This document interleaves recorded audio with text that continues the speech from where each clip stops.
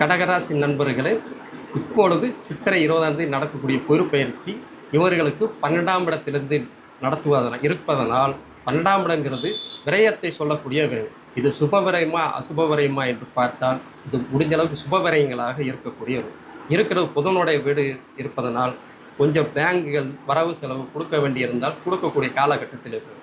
குரு 12ஆம் இடத்துல குழந்தைகளை பற்றி சொல்லக்கூடிய விஷயங்கள், குழந்தைகளுக்கு செலவு பண்ணுறது, விரயங்கள், சுப செலவுகள், கல்வி சம்மந்தப்பட்ட படிப்புக்கு, வேலை சம்மந்தப்பட்டதுக்கு சுப செலவுகளை வைத்து கொண்டால் அசுப செலவுக்கு வழிகள் குறைவாக இருக்கும். 5ஆம் இடத்தாக 4ஆம் இடத்தை பார்க்கணும். இடமோ வீடோ வண்டியோ இதில் பழுது அடைந்தாலும் கூட இப்பொழுது சரி செய்து அதை சுப செலவுகளாக மாற்றிக்கொள்வது ரொம்ப சிறப்பு. 6ஆம் இடத்தை 7ஆம் பார்வையாக கடகராசிக்கு 6ஆம் இடத்தை பார்க்கணும். எந்த இடத்துல நீங்கள் கடன் வாங்க முடியாத சூழ்நிலை இப்போ உள்ள காலகட்டத்தில் கேட்ட இடத்தில் கடன் கிடைக்கக்கூடிய காலகட்டத்தில் இருக்கிறீர்கள்.